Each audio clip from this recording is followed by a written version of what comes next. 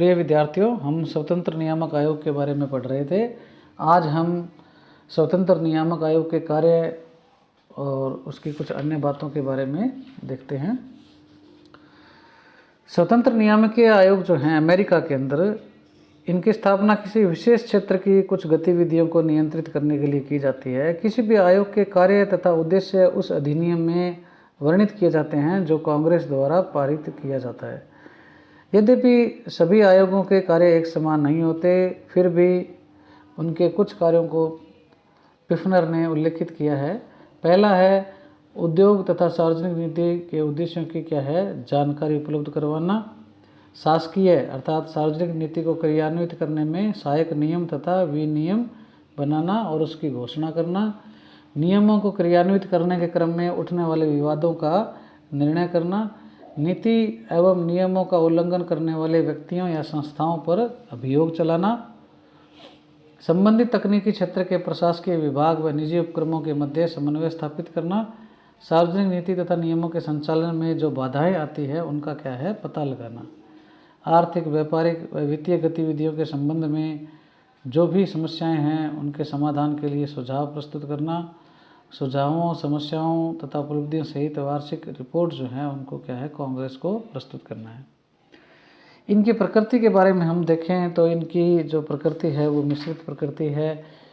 इन्हें स्वतंत्र या स्वायत्त प्राप्त संगठनों की श्रेणी में इसलिए रखा जाता है कि ये राष्ट्रपति या किसी विभागीय नियंत्रण से मुक्त होते हैं। यद्यपि राष्ट्रपति इनके सदस्यों की नियुक्ति करता है तथा अकुशलता, कर्तव्य की उपेक्षा तथा दुर्व्यवहार के कारण सदस्यों को पद से हटा भी सकता है, लेकिन इस संबंध में कांग्रेस कुछ प्रतिबंध आरोपित कर सकती है। राष्ट्रपति तथा स्वतंत्र नियामक आयोग के सभी सदस्यों का कार्यकाल भी एक समान नहीं रहता है, अतः सभी सदस्य एक साथ हटाए नहीं जा सकते हैं। राष्ट्रपति इन आयोगों के निर्णयों के विरुद्ध वीटो भी नहीं कर सकता है।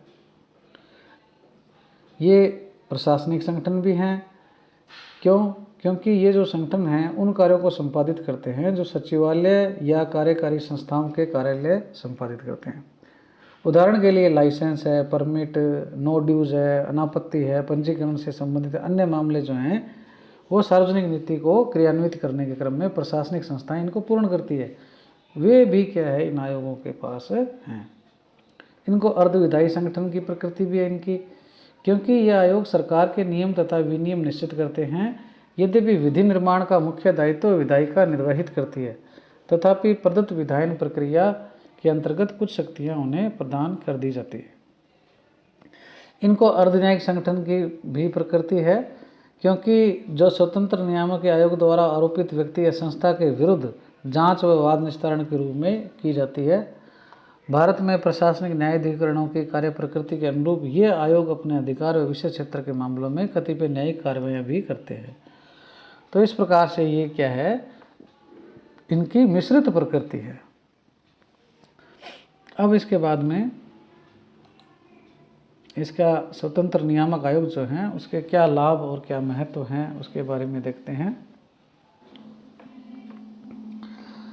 स्वतंत्र नियामक आयोगों के माध्यम से क्या है, गंभीर और महत्वपूर्ण प्रकृति के कार्य निष्पक्ष एवं स्वतंत्र संस्था द्वारा क्या है, संपादित हो जाते हैं।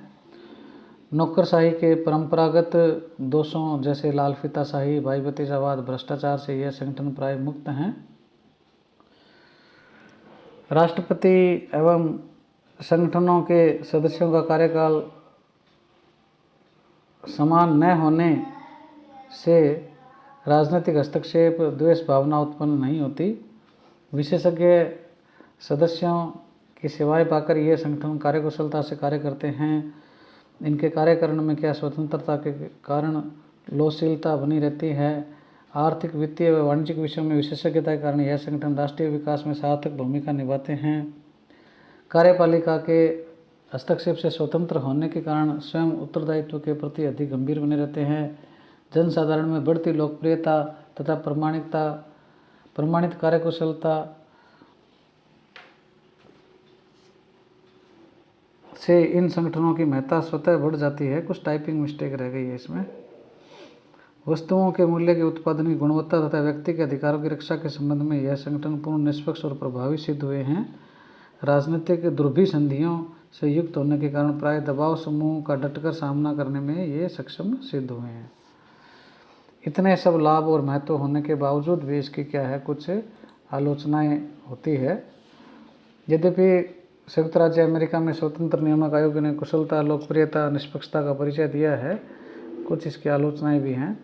पहली आलोचना यह की जाती है कि ये संगठन कार्यपालिका, विधायिका तथा न्यायपालिका अर्थात शासन के जो तीनों अंग हैं उनके कार्य संपादित करते हैं।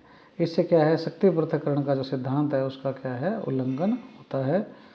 मुख्य कार्यपालिका अर्थात राष्ट्रपति के नियंत्रण से स्वतंत्र होने के कारण इनमें क्या है, स्वेच्छाचारिता का प्रसार होता है। ये संगठन कार्यपालिका से संबंधित विभागों की तुलना में स्वयं को श्रेष्ठ समझते हैं, अतः अनावश्यक क्या है, संघर्ष बढ़ जाता है। राष्ट्रपति के नियंत्रण से मुक्त होने के कारण इनमें उत्तरदायित्व की भावना का अभाव जो है वो विकसित हो जाता है और आयोगों को जो कार्य दिए गए हैं वो ज़्यादातर क्या है, प्रशासनिक कार्यालयों के अधिकार क्षेत्र का उल्लंघन करते हैं। इसी कारण कई बार क्या है, कार्य का दोहराव या अधिकार क्षेत्रों का टकराव, ये जो चीज़ें उत्पन्न हो जाती है, इससे समन्वय में क्या है, समस्या आती है। ऐसा भी आरोप लगाया जाता है कि कार्यपालिका, विधायिका, न्यायपालिका की शक्तियों के एक स्थान पर केंद्रीकरण से क्या है, नागरिकों के अधिकार और जो स्वतंत्रता है उनको भी क्या है, खतरा उत्पन्न हो जाता है। कई बार आयोगों में राजनीतिक पृष्ठभूमि के सदस्य भी नियुक्त किए जाते हैं जो नीति निर्माण और क्रियान्वयन में पूर्ण तटस्थ नहीं रह पाते हैं, अतः निष्पक्ष न्याय की कल्पना करना क्या है, व्यर्थ है। और यह भी आलोचना की जाती है कि कार्यपालिका के निरीक्षण से मुक्त होने के कारण ये संगठन क्या है, लापरवाही बरत सकते हैं। तो इस प्रकार से स्वतंत्र नियामक आयोग के कार्यकारण के संबंध में आलोचना करते हुए ब्राउनलो कमेटी 1937 में गठित हुई थी। उन्होंने कहा था कि ये आयोग उत्तरदायित्वपूर्ण तरीके से कार्य करते हैं तथा राष्ट्रपति को उत्तरदायित्व के संगठनों में डाल देते हैं। राष्ट्रपति को इन आयोगों के संबंध में कोई नियंत्रणकारी शक्ति प्राप्त नहीं है, जबकि मुख्य कार्यपालिका के रूप में वह सर्वाधिक उत्तरदायी व्यक्ति है। इसी प्रकार रॉबर्ट कुशमैन भी आलोचना करते हैं। वो कहते हैं कि नियामक आयोग राष्ट्रपति के संचालन और उत्तरदायित्व के क्षेत्र बाहर अनुत्तरदायी संगठन है, लेकिन अटॉर्नी जनरल की कमेटी 1941 ने इन आयोगों की स्थापना को व्यवहारिक माना और सेकंड हूवर आयोग ने स्वतंत्र नियामक आयोगों को अमेरिकी संघीय सरकार में असाधारण विकास करार दिया है। और वह यह स्पष्ट करता है कि इन आयोगों का कार्य सरकार के मुख्य कार्यों से बहुत कम संबंध तथा समन्वय रख पाता है। इन आयोगों की कार्यप्रणाली में सुधार के लिए भी क्या है, ब्राउनलो कमेटी ने कुछ सुझाव दिए हैं। इन्हें संबंधित प्रशासनिक विभागों के साथ मिला देना चाहिए तथा आयोग केवल प्रशासनिक अधिनिर्णय के मामले स्वायत्ततापूर्ण तरीके से निपटाए और योजना, अनुसंधान, अभियोजन की पहल जैसे कार्य प्रशासनिक विभागों के ब्यूरो द्वारा किए जाने चाहिए। इसी प्रकार यह सुझाव भी दिया जाता है कि इन आयोगों की प्रशासनिक, विधायी व न्यायिक शक्तियाँ अलग कर दी जानी चाहिए और कांग्रेस के नियंत्रण में वृद्धि करते हुए न्यायिक समीक्षा का क्षेत्र भी विस्तृत किया जाना चाहिए। इन आयोगों की कार्यप्रणाली में सुधार हेतु राष्ट्रपति फ्रैंकलिन डी रूजवेल्ट के कार्यकाल के दौरान प्रतिभूति व विनिमय आयोग सनसेट लेजिस्लेशन का सहारा लिया गया था और इस प्रकार से क्या है, सनशाइन एक्ट जो है उसमें भी प्रावधान किया गया कि कतिपय कुछ सरकारी अभिकरणों की कार्यवाही विवरण जनता के सम्मुख भी रखे जा सकते हैं। तो इस प्रकार से क्या है, स्वतंत्र नियामक आयोग जो हैं वो अमेरिकी व्यवस्था में बड़ा महत्वपूर्ण हैं और अब वो अपने आप में क्या है कि नियामकीय आयोग के रूप में अच्छी तरीके से कार्य कर रहे हैं।